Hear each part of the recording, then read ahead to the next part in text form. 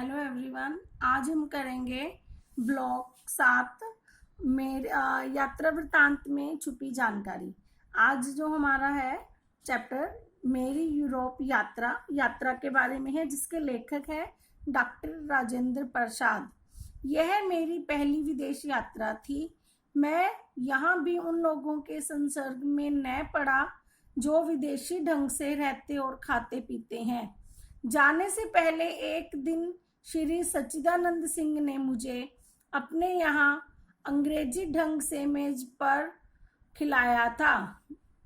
मैंने कांटा चम्मच आदि का इस्तेमाल देख लिया था।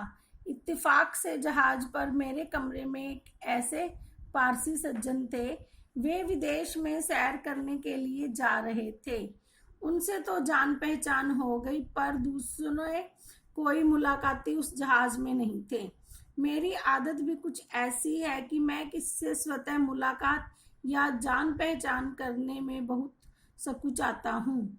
इसीलिए जहाज पर किसी भी देशी या विदेशी यात्री से 1-2 दिन तक मुलाकात या बातचीत नहीं हुई।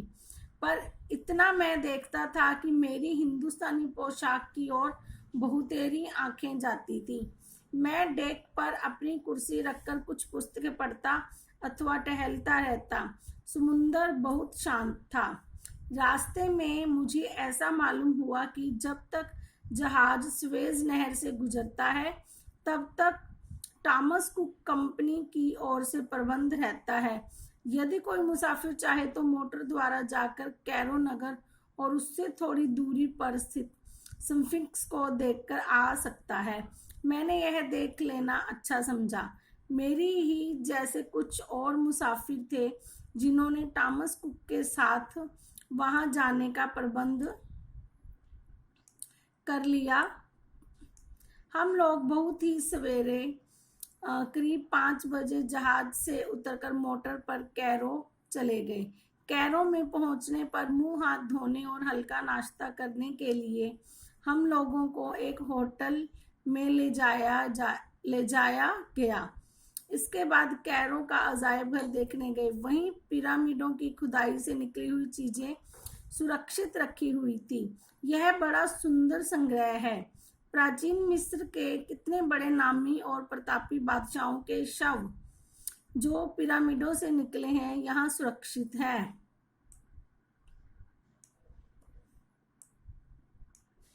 अब देखने में वे काले पड़ गए हैं, पर मनुष्य का चेहरा और हाथ पैर तो ज्यों के त्यों थे। जिस महीन कपड़े में लपेटकर गाड़े गए थे, वह कपड़ा भी अभी तक वैसे ही लिपटा हुआ है। वह कपड़ा बहुत ही बारीक हुआ करता था। सुना जाता है कि यह भारतवर्ष से ही जाया करता था। उन दिनों वहां के निवासियों का विश्वास था कि आराम के सभी सामान यदि शव के साथ गाड़ दिए जाएं तो परलोक में भी उनसे वह आराम पा सकता है। इस विश्वास के अनुसार पिरामिडों के अंदर शव के साथ सभी आवश्यक वस्तुएं गाड़ी जाती थी। पहनने के कपड़े और गहने, बैठने के लिए चौकी आदि, खाने के लिए अन्न, श्रृंगार के सामान, सवारी के लिए रथ और नावें भी। वे सब चीजें एक से एक अच्छी बनी हैं, जिनसे जान पड़ता है कि उस समय भी लोगों के सोने का व्यवहार जानते थे। सुना है कि इसी प्रकार की खुदाई से मोहन जोदड़ों में जो गेहूं निकला वह बो देने पर उग गया।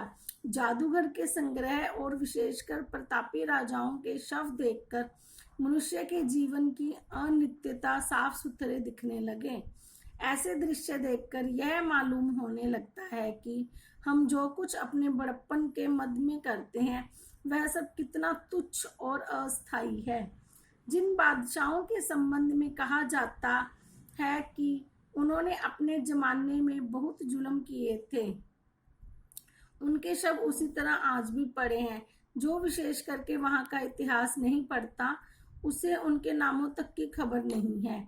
मैंने कुछ चित्र खरीदे। यद्यपि अजायब घर का सफर बहुत अच्छा रहा, तथापि मेरे दिल पर क्षुणभंगुर जीवन की आसारता का गहरा असर पड़ा। मैं वहां से उदास ही निकला। दोपहर का भोजन करके हम लोग कुछ देर तक मोटर पर पिरामिड देखने गए। एक स्थान पर पहुंचकर मोटर छोड़ देनी पड़ी। ऊंटों पर सवार होकर पिरामिडों तक जाना पड़ा। मेरे लिए ऊंट की सवारी बिल्कुल नहीं थी। पिरामिडों को नजदीक जाकर देखा, वे बहुत ऊंची चौखटी इमारतें हैं। हमारे देश में ईंटों का पजावा जैसे बनता है, वैसे ही ये पत्थरों के बड़े बड़े चौरस किए हुए टुकड़ों से बने हैं। की तरह पजावे की तरह ही नीचे की चौड़ाई ज्यादा है, जो ऊपर की ओर कम होती गई है। ईंटों का पजावा तो छोटा होता है, ये बहुत बड़े और बहुत ऊंचे हैं। मेरा अनुमान है कि इसकी एक ईंट शायद 4-5 हाथ लंबी होगी। इसी के अनुसार उसकी चौड़ाई और मोटाई भी होगी। न मालूम कितने दिनों एक एक ईंट काटकर इतनी बड़ी इमारत तैयार हुई होगी। इसमें कितने गरीबों ने अपनी जिंदगी का कितना हिस्सा लगाया होगा। यह सब एक राजा के नाम को उसके मरने के बाद भी कायम रखने के लिए किया गया था। नाम तो केवल पुस्तकों में ही रह गया है। वे इमारतें जिनसे मनुष्य कोई लाभ नहीं उठा सकता, अपनी जगह पर आज भी हजारों वर्षों के बाद ज्यों की त्यों खड़ी हैं। उनमें से अनेकों के अंदर से खुदाई हुई है।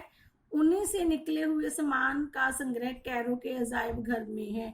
मुझे स्मरण है, हाल ही में हम लोगों ने अखबारों में पढ़ा था कि जिस किसी ने उन्हें खोदने का प्रयत्न किया वह मर गया, पर वहां की खुदाई में बहुत सामान निकला।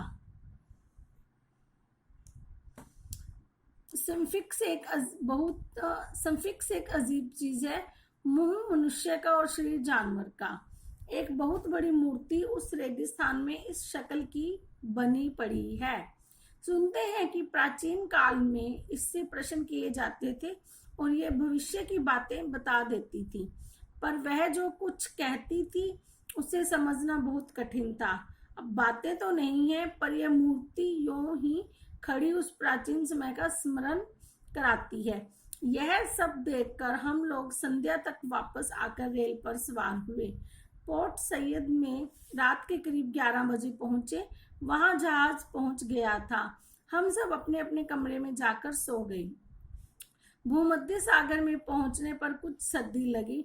लाल सागर तो बहुत गर्म था, अरब सागर में से भी अधिक। भूमध्य सागर में पूर्वी हवा भी जोर से चलती थी, इसलिए जहाज कुछ हिलता था। रास्ते में जो देखने को मिला मैं सब कुछ देखता गया। इटली के नजदीक सिसिली टापू के पास होकर ही जहाज गुजरा। वहां का शहर कुछ दूर दिखाई गया। पहाड़ तो साफ नजर आता है। कई दिनों बाद हम लोग फ्रांस पहुंचे। रास्ते में कोई विशेष बात नहीं हुई। कभी कभी कोई टापू नजर आ जाता था तो सब लोग उसे देखने लगते थे। समुद्र यात्रा में चारों ओर पानी ही पानी दिखता है। दिन रात पानी देखते देखते 1-2 दिन के बाद ही जी उब जाता है।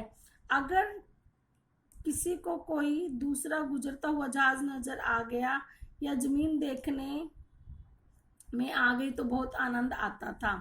सभी मुसाफिर उसे इस तरह देखने लगते मानो उन्होंने कभी जमीन देखी ही नहीं। हम लोग मार्शल्स में सवेरे ही उतरे। वहां एक होटल में ठहर गए। वहां भी कुक कंपनी की कृपा से शहर के सभी देखने योग्य स्थानों को देखा गया। दिन भर घूम घाम कर रात को गाड़ी से पेरिस के लिए रवाना हो गया। पेरिस में गाड़ी बदलकर कैले पहुंचा, फिर जहाज पर चढ़कर संध्या होते होते डोवर में उतर गया। डोवर से रेल पर चलकर रात के प्राय 9 बजे लंदन पहुंच गया। यहाँ मैं मार्च के तीसरे सप्ताह में पहुंचा था, पर अभी तक काफी सर्दी थी। गोवर्धन के मेरे साथ आ जाने से खाना भी हिंदुस्तानी मिलने लगा। जैसे यहाँ हम लोग भात दाल रोटी तरकारी खाते हैं, वैसे ही वहाँ भी खाने लगे। मैं तो मुकदमे की पैरवी के लिए गया था।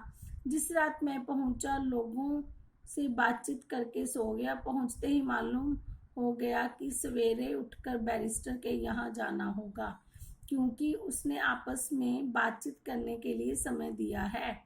इसलिए लंदन पहुंचने के 12 घंटों के अंदर ही मैं काम में जुट गया और जब तक मुकदमा खत्म ना हुआ दिन रात उसी काम में लगा रहा। थैंक्स।